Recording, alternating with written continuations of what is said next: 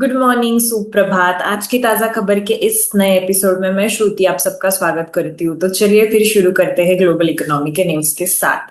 तो सबसे पहले न्यूज है from OECD about global growth का प्रोजेक्शन। सो ओईसीडी यानी कि organisation for economic cooperation and development, इन्होंने एक फोरकास्ट रिलीज किया है जिसमें ओवरऑल जो ग्लोबल ग्रोथ है वो थोड़ी सी यहाँ पे स्लगिश लेवल पे होगी, ऐसे इन्होंने एक्सपेक्ट किया है। 2.9% की ग्रोथ इन्होंने यहाँ पे एक्सपेक्टेशन है फॉर 2026 एज कम्पेयर टू 3.3% का पहले फोरकास्ट था। एंड इसमें जो इन्फ्लेशन है यूएस का वो 4.2% यहाँ पे इन्होंने कहा है कि हो सकता है for this year, which is kind of a highest in G7 countries अगर हम देखेंगे तो।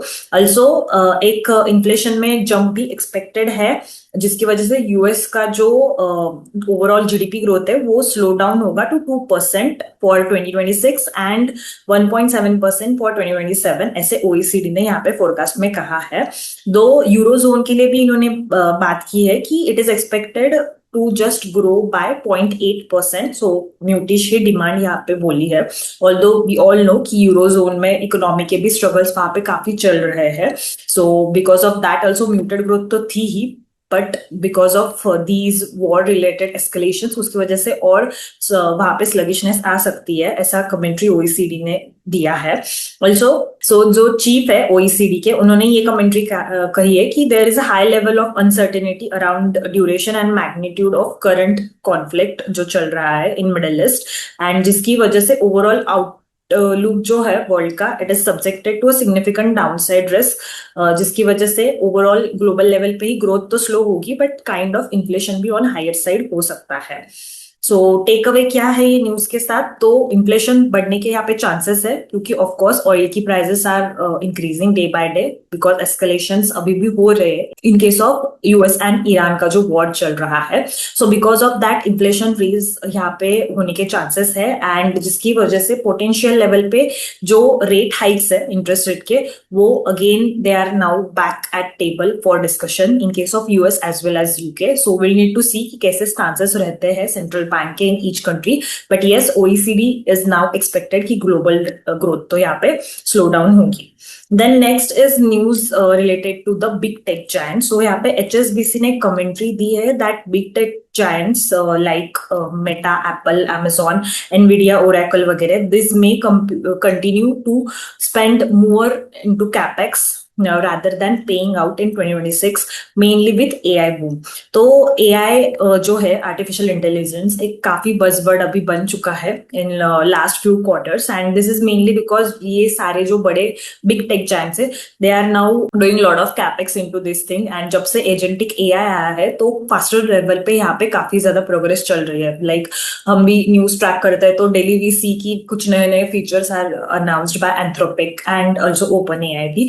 तो these guys are doing a lot of things, and as according to the HSBC का latest report, they are saying that this innovation in LLM, large language model, it remains strong, and it has dramatically improved because over past few months agentic AI की वजह से जो एक opportunity थी वो भी reality में कन्वर्ट हो चुकी है।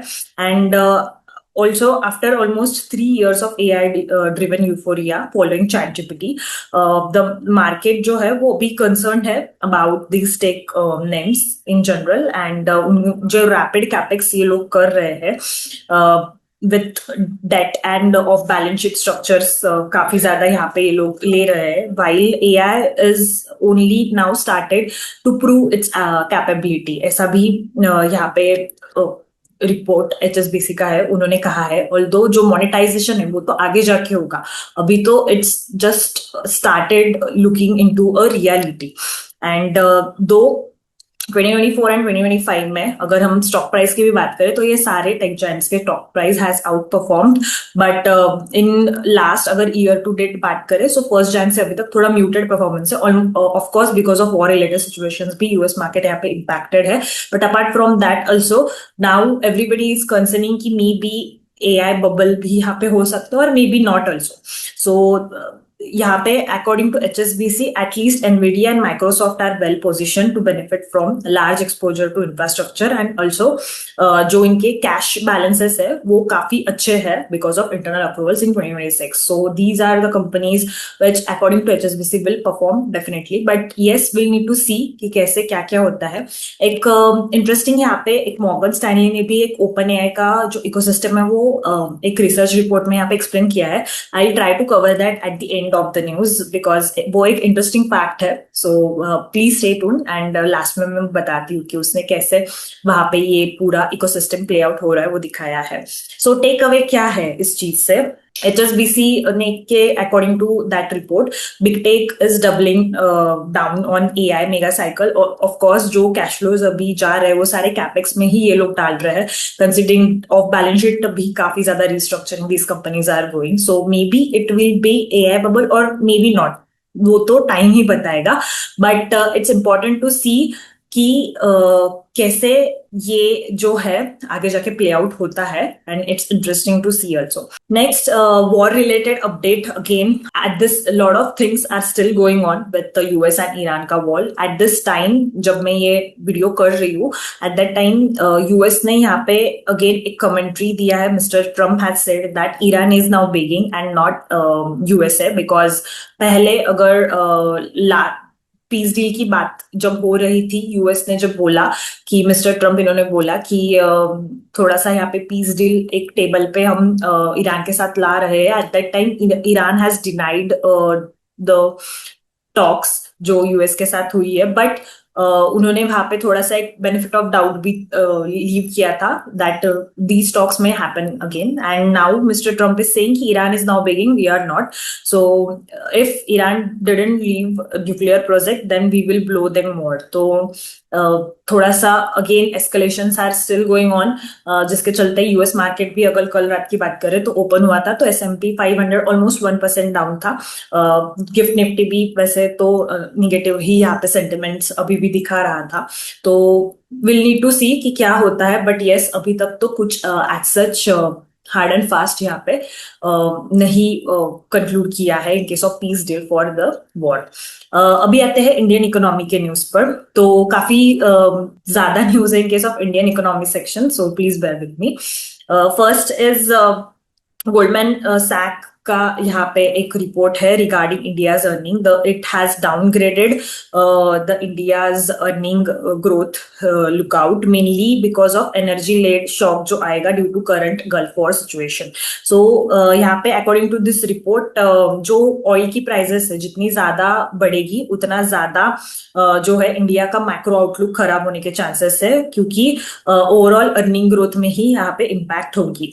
सो द स्ट्रैटेजिस्ट जो है गोल्डमैन के दे आर एक्सपेक्टिंग कि ब्रेंट जो है वो $105 तक जाएगा इन मार्च एंड $115 तक भी जा सकता है in April before gradually tapering to $80 in Q4 and उसके ही अराउंड रह सकता है इन 2027.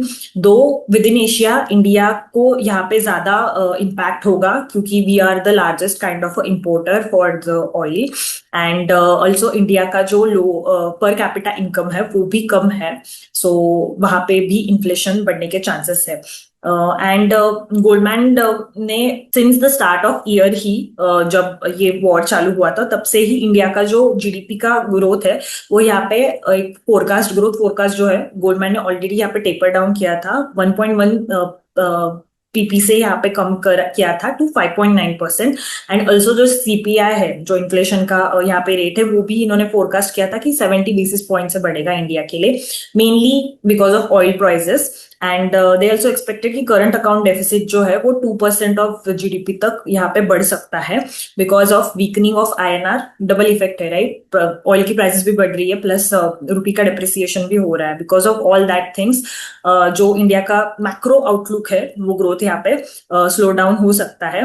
Also according to Goldman, they also picked some of the defensive sectors, जैसे कि इन्होंने यहाँ पे कहा है कि they will remain overweight on banks, क्योंकि निम एक्सपेंशन जो है वो हो रहा है in case of higher rate environment, and good asset quality भी है कंटिन्यूअसली, एंड डिफेंसिव कंजम्पशन जैसे कि स्टेपल्स, टेलिकोज जो है, एंड डिफेंस में भी दे रिमेन ओवरवेट। सो ऐसे थोड़ा बहुत चेरी पिकिंग करना, such commentary has been made by Goldman. तो टेक अवे क्या है, डेफिनेटली इंडिया का जो मैक्रो आउटलुक है उसमें इम्पैक्ट होगा because of all the oil related prices का जो इंक्रीज हो रहा है due to this war situation. But yes, जो कुछ कुछ सेक्टर्स है they are likely to perform well according to this report, like banks and defence stock also. तो ये एक इन्वेस्टर ने ध्यान में रखना चाहिए। Cherry picking is very important in these scenarios according to this report. Next is news related to India का inflation. So India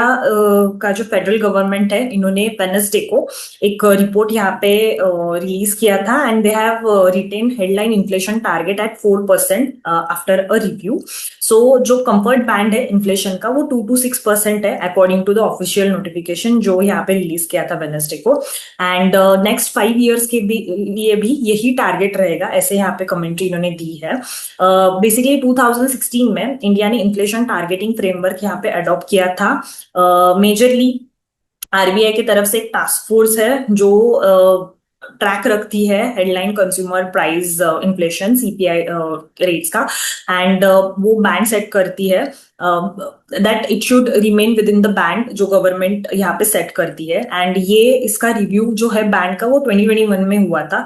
उसके बाद again it has the economic जो एडवाइजर है इंडिया के मिस्टर अनंता नागेश्वरन, इन्होंने 2024 में कहा था कि ये फ्रेमवर्क का रिव्यू वापस होना चाहिए, एंड बिकॉज जो फ्रीक्वेंट इन्फ्लेशन स्पाइक हुआ है which was mainly due to food related prices, and after that only CPI का जो स्ट्रक्चर है वो भी रिसेंट में चेंज किया है, जिसमें जो वेटेज है फूड इन्फ्लेशन का वो यहाँ पे थोड़ा सा टेपर डाउन किया है।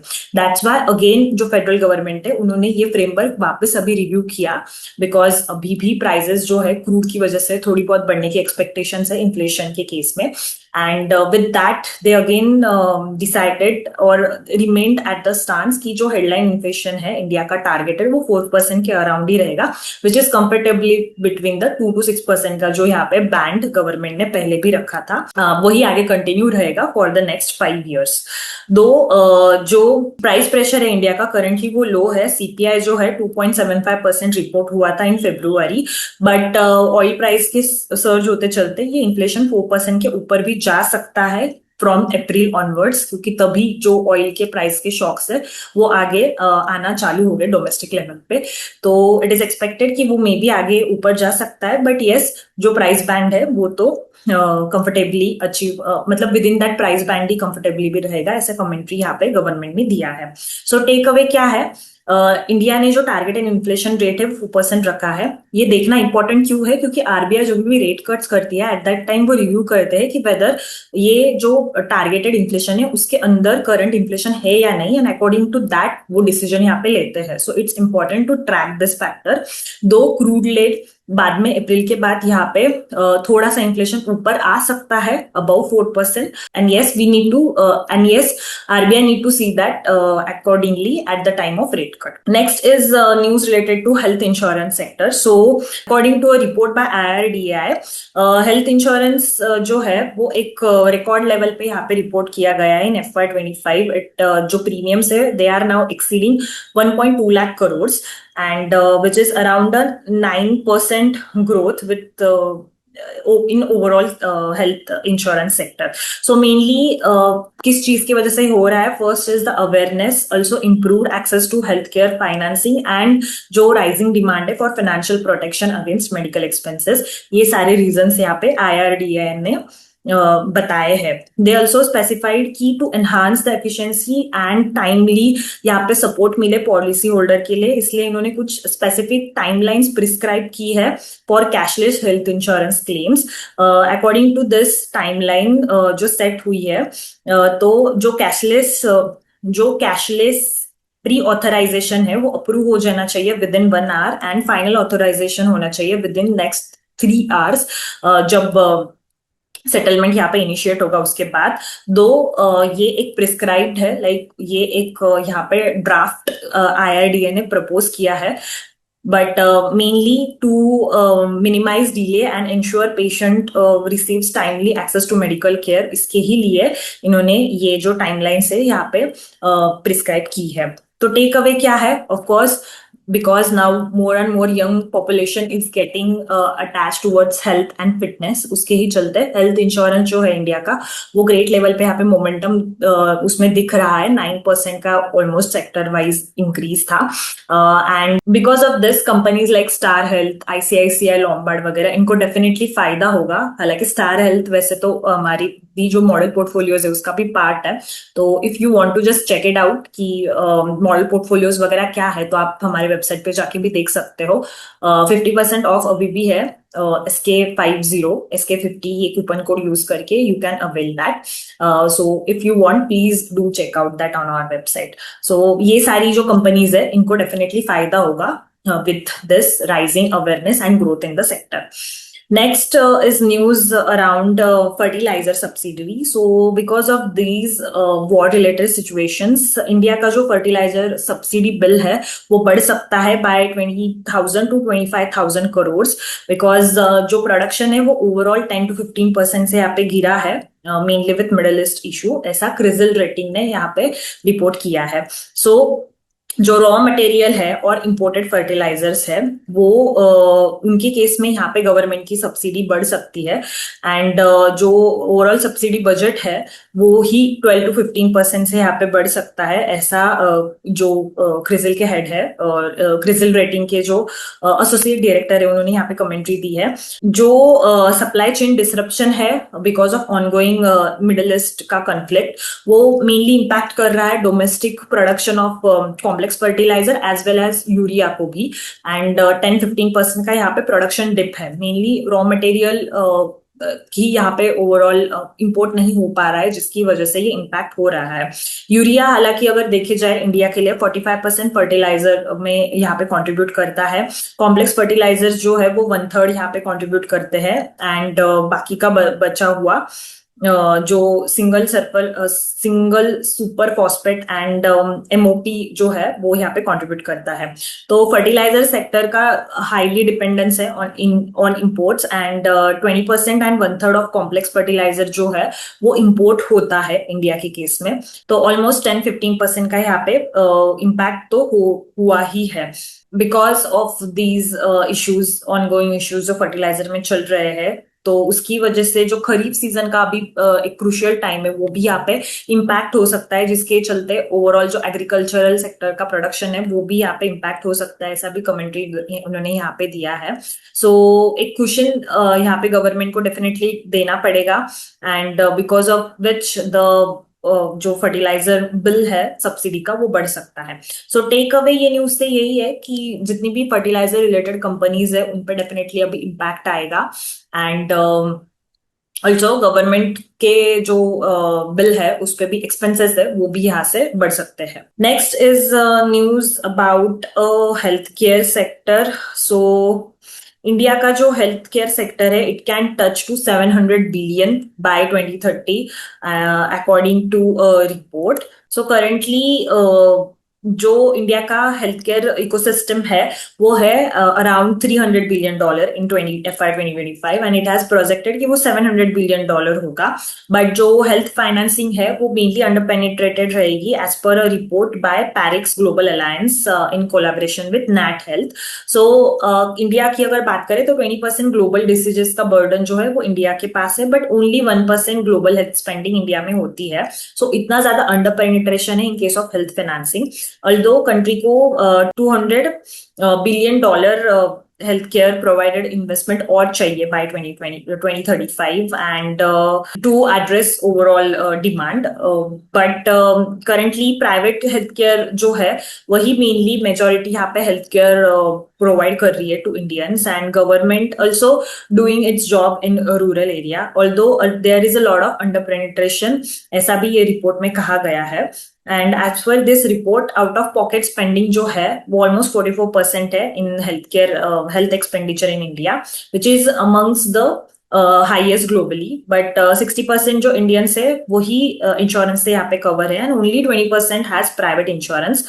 जो 40% है वो गवर्नमेंट स्कीम के थ्रू है। सो प्राइवेट लेवल पे अभी भी काफी कम Indians are insured according to this report. And by expanding private insurance penetration also, जो डिजिटल हेल्थ इंफ्रास्ट्रक्चर अभी आ रहा है, तो वहां से एक एडहॉन यहाँ पे ये सेक्टर में बूम हो सकता है in upcoming years.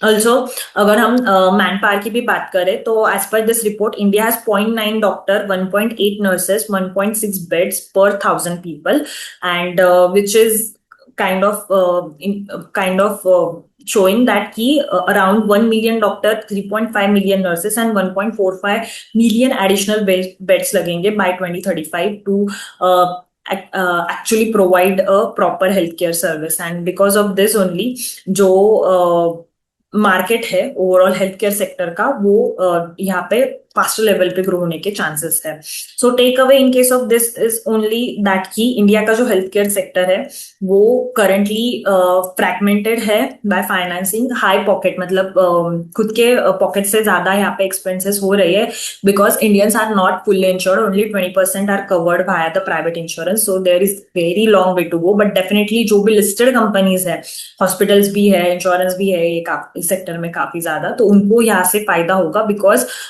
boom has been seeing in this sector. Like already मैंने न्यूज भी कवर की कि हेल्थ इंश्योरेंस जो है प्राइवेट लेवल पे वो भी अभी बढ़ रहा है अच्छा खासा। तो ये सारी कंपनीज को definitely because of this growth यहाँ पे फायदा होगा। अभी आता है स्टॉक स्पेसिफिक न्यूज पे। So this is news regarding HDFC bank. SEBI is now reviewing जो एक्स चेयरमैन है अटानु चक्रवर्ती, उनका एग्जिट लेटर यहाँ पे अगेन रिव्यू कर रही है अकॉर्डिंग टू राउटर। सो अगर आपको पता होगा, रिसेंटली जो एक्स चेयरमैन थे एचडीएफसी बैंक के अटानु चक्रवर्ती, इन्होंने यहाँ पे एक रिजाइन किया है from the bank by saying कि जो certain happenings and practices है within bank, they are not in congruence with his personal values and ethics, and जिसकी वजह से almost 9% से स्टॉक यहाँ पे गिरा है। 16.3 बिलियन जो मार्केट कैप है वो एचडीएफसी बैंक का वाइप ऑफ हो चुका है ऑलरेडी। एंड उसके ही बाद now SEBI has started to review उनका letter of resignation. Although Reuters ने यहाँ पे जो चक्रवर्ती है उनको भी पूछा, तो ही सेड कि he was not aware of any examination.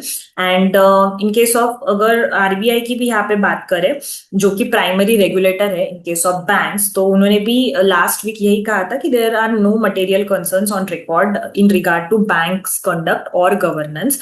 But yes, SEBI is now again checking कि if there is any mis reporting of any events जो माइनॉरिटी इंटरेस्ट जो है जो शेयर होल्डर्स है उनको इम्पैक्ट यहाँ पे कर सकती है। ऑल्दो एज पर जो इंडिया के रूल्स है लिस्टेड कंपनीज के केस में, इंडिपेंडेंट डायरेक्टर जो है उनको quality and timeliness of information का flow between management and board यहाँ पे अश्योर करना पड़ता है। एचडीएफसी बैंक को भी यहाँ पे राउटर ने पूछा था, but they have not answered. Although जो सेबी के जो चेयरमैन है उन्होंने भी यहाँ पे यही कमेंट्री दी है कि independent director must follow the code of conduct, and code of conduct जो है रेगुलेशन में दिया है। So take away is like as such RBI ने तो यहाँ पे कुछ मटेरियल कंसर्न नहीं बताया है, they have not flagged anything against banks governance, but yes banking sector is the one जहाँ पे ट्रस्ट इज वेरी इंपॉर्टेंट, और थोड़ा बहुत भी थोड़ा सा फिशिनेस लगता है तो सेंटिमेंट यहाँ पे खराब हो जाता है। But SEBI is also now just reconfirming or rechecking that there is nothing to worry for minority interest, and because of that only they started reviewing the letter of resignation. So that's it for today's news. Like I said earlier, एक interesting यहाँ पे chart which I wanted to show. So ये chart आपको आपकी screen पे दिख रहा होगा. This is one of the chart which Morgan Stanley shared in its research report. So OpenAI का इकोसिस्टम जो है कैपिटल फ्लोज का यहाँ पे एक्सप्लेन किया है। कैपिटल फ्लोज मतलब कौन सी, सो OpenAI is the first company right जिसके पास AI मॉडल है। सो चैट जीपीटी का जो मॉडल है वो उनके पास है, बट उसके रिगार्डिंग इंफ्रास्ट्रक्चर जो है वो उनको खरीदना पड़ेगा और बनाना पड़ेगा by the other players right. So जैसे most of you already know कि क्या है, बट मैं बस एक समरी यहाँ पे कर देती हूँ। तो जैसे ओपन एआई के पास एआई मॉडल है, देन ओरेकल जो है वो क्लाउड कंप्यूटेशन, मतलब जो क्लाउड सिस्टम है जिसपे ये रन होंगे मॉडल्स, वो यहाँ पे डेटा स्टोरेज वगैरह होगा, वो यहाँ पे प्रोवाइड करेगी। देन माइक्रोसॉफ्ट जो है, जो जिनको जरूरत है उनके प्रोडक्ट्स चलाने के लिए, तो वो यहाँ पे acting as another entity. And then AMD जो है, AMD is a kind of a competitor for NVIDIA, because NVIDIA जैसे ही kind of similar chips भी AMD बनाता है। तो mainly now OpenAI and Microsoft is looking into AMD कि वहां से थोड़ा बहुत एक डाइवर्सिफिकेशन मिल सकता है to just reduce dependence from NVIDIA. Then next is NVIDIA। सबको पता है कि एनवीडिया की चिप्स, जो जीपीयू की चिप्स है जिस पर से एआई मॉडल्स रन होते हैं, विच हेल्प्स देयर, सो वो चिप्स एनवीडिया बनाता है जीपीयू की। एंड जो उसके बाद आता है यहाँ पे कोरवेव करके है। सो कोरवेव इज जीपीयू क्लाउड प्रोवाइडर। सो जो चिप्स है जीपीयू की, उनको उनके लिए भी क्लाउड का कंपेटेबिलिटी होना चाहिए just for faster performance, and that's where CoreWeave comes in. And then Amazon तो like we all know, Amazon is mainly in case of investor or customer ही है यहाँ पे, for their own purpose they can use the OpenAI के products। and data center lease, so these are the companies, real estate, power infrastructure companies, जो यहाँ पे जमीन या फिर बिल्डिंग, लैंड और बिल्डिंग देंगी, प्लस पावर, जो which is very important in case of AI, right. अगर डेटा सेंटर और एआई मॉडल्स को रन करना है तो पावर सप्लाई 24/7 चाहिए, तो ये सब आता है डेटा सेंटर लीज में। तो ये according what is this report, so ये रिपोर्ट में जो कैपिटल फ्लोज, मतलब पैसे का जो फ्लो है in terms of all this players कैसे हो रहा है वो यहाँ पे दिखाया है। तो lot of time now we are hearing कि lot of people are saying कि AI is bubble, AI is bubble. एक कंपनी दूसरे कंपनी में पैसा इन्वेस्ट कर रही है, वही कंपनी उसकी कस्टमर भी है, और वाइस वर्सा। तो यही काइंड ऑफ यहाँ पे थोड़ा सा एक्सप्लेन किया है मॉर्गन स्टैनली ने from the point of view of open AI, right. Anthropic का अलग हो सकता है, क्योंकि डेफिनेटली एंथ्रोपिक यहाँ पे है नहीं लेआउट में, they are kind of a rivalry Claude and OpenAI. तो अगर हम यहाँ पे एक एग्जांपल से मैं बस एक्सप्लेन करती हूँ, जैसे अभी माइक्रोसॉफ्ट के अगर केस में देखेंगे, तो माइक्रोसॉफ्ट के लिए जो ब्लू वाली लाइन है, राइट, तो वहां पे कस्टमर जो है माइक्रोसॉफ्ट कोरवेव का भी है, प्लस डेटा सेंटर लीज में भी है। डेटा सेंटर लीज में ऑलमोस्ट 145 बिलियन है, बिलियन डॉलर। तो डेफिनेटली डेटा सेंटर के लिए काफी ज्यादा यहाँ पे एक ट्रैक्शन दिख रहा है। Even Amazon is also customer of data centre lease, जो अगर हम राइट साइड में देखेंगे तो 96.4 बिलियन डॉलर का यहाँ पे है ऑलमोस्ट कैश जो फ्लो होगा from Amazon to data center. और Microsoft is also acting as a investor in OpenAI too, 13 billion dollar यहाँ पे इन्वेस्ट किए हैं अगेन, और उन्होंने अनाउंस किया है, but the amount is not yet decided. And तो ऐसे ही ये एक एग्जांपल था, बट यहाँ से मेनली अगर हम यही देखेंगे तो डेटा सेंटर में काफी ट्रैक्शन दिख रही है। Like CoreWeave is also investing, acting as a customer for data center lease companies for 38.5 billion dollar. Microsoft के भी तरफ से भी 145 आ रहा है, 100 अप्रॉक्स 96 आ रहा है from Amazon. So lot of traction now is in the data centre lease, क्योंकि अगर बड़े लेवल पे इनको एआई मॉडल्स रन कर रहे हैं तो उतने ज्यादा बड़े डेटा सेंटर भी डेफिनेटली चाहिए। सो data centre can be a kind of boom, यहाँ से आगे बोल सकते हैं, mainly for India also. US में तो डेफिनेटली इट्स ग्रोइंग। तो यही एक एआई बबल है या नहीं, दैट आई तो can't comment, because no one knows कि क्या आगे होगा। हर किसी का अलग अलग ओपिनियन है on this thing, but definitely ये जो 4-5 जो प्लेयर्स है in this ecosystem, they are only doing all the things whatever is there. जो मैग्निफिसेंट 7 की भी हम बात करते हैं इन केस ऑफ यूएस, तो this is kind of interesting chart. So इसके ही साथ आई एंड आज की ताजा खबर का दिस सेशन। मुझे आप कमेंट्स में जरूर बताइएगा कि आपको आज की ताजा खबर का ये कवर कैसे लगा, and have a great day ahead. Thank you so much.